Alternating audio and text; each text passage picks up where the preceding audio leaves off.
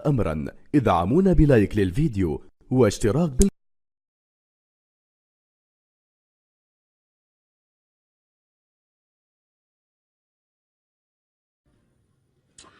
إمام الدعاة هو لقبه الذي توجه به الملايين من محبيه على امتداد سنوات، المعجبين بطريقته الفريدة في تفسير القرآن.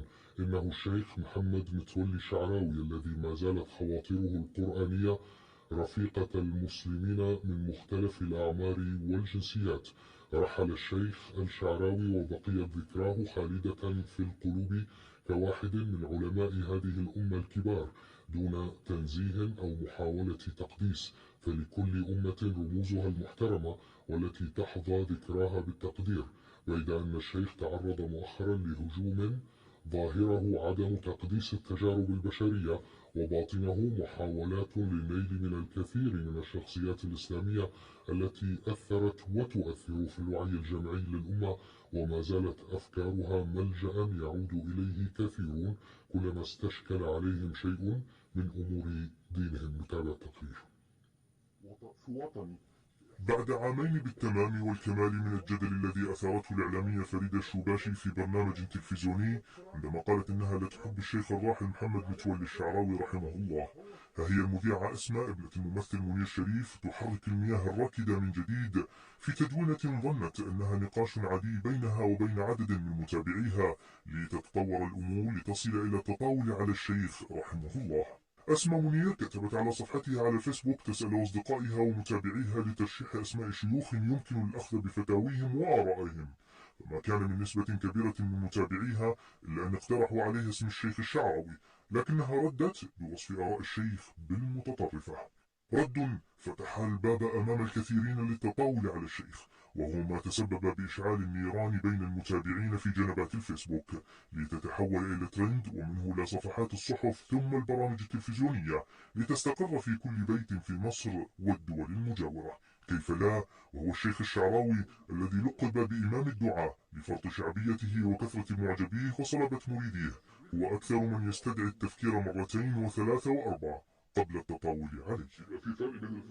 حادثة أثارت استياء الشارع المصري والعربي، وهو ما دفع بعض أعضاء البرلمان المصري المطالبة باتخاذ خطوات قانونية لمنع الإساءة للشخصيات التاريخية والرموز العامة، والمطالبة بضرورة تطبيق القانون الذي يجرم الإساءة للشخصيات العامة، خاصة أن البرلمان المصري كان قد ناقش قبل عامين مشروع قانون بحظر الإساءة للشخصيات العامة التي يرد ذكرها في الكتب والوثائق الرسمية، وذلك بالغرامات المالية والحبس.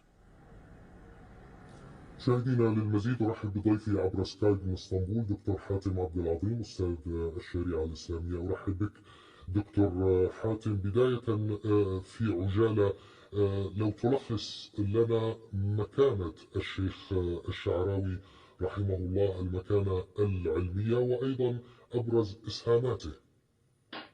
بسم الله الرحمن الرحيم، الحمد لله والصلاة والسلام على سيدنا رسول الله وآله وصحبه ومن والاه.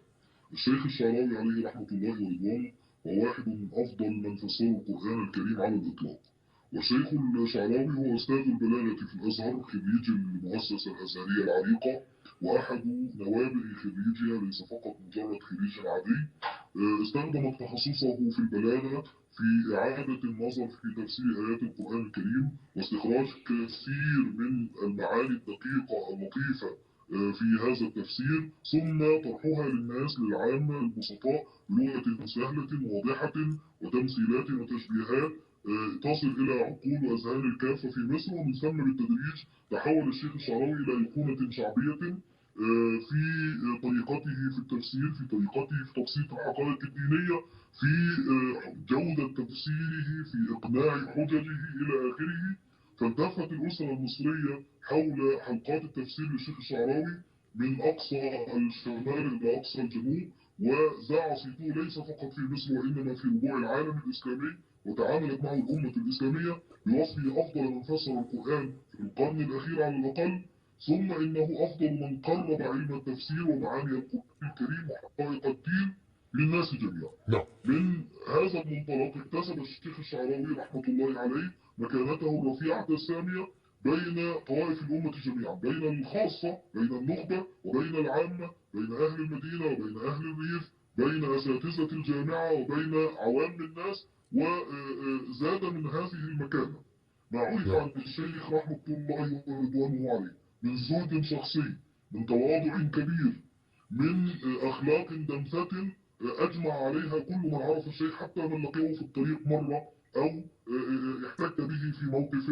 مباشر. كل هذه العوامل جعلت من الشيخ الشعراوي رمزا للمؤسسة الأزهرية بكل ثقلها التاريخي والحضاري، رمزا للعلم الديني بكل مكانته كداعية كبير، رمزا للقرآن الكريم بوصفه أحد أفضل مفسريه في القرن. طيب إذا كان الأمر كذلك والرجل فضيلة الشيخ توفي إلى رحمة الله، قضى إلى ربه، لماذا يتم الهجوم على شخصه اليوم؟